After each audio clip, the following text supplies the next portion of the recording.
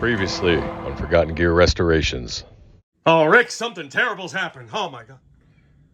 What's going on? Here's your Traynor YCV20. Me getting your speaker out of the way so I can access this faulty reverb tank.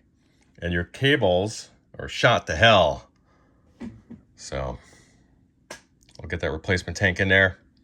Give you an update. This is just not professional today. This is all handheld. I actually fixed your reverb tank. The old loose transducers, buddy. The old loose transducers. Secured them up with that RTV. It's set up nicely. And check this out.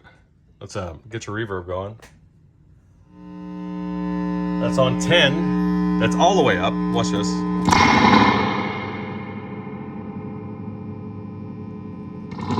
Got the thunder from down under.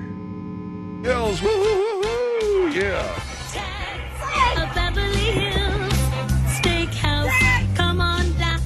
Hey, Phil, we got a great treat for everybody tonight here at Ted's of Beverly Hills. If you go on down to Ted's of Beverly Hills, you can see George Dunphy and his son Tony Dunphy holding for the DeVry Riv Room, singing some beautiful standards.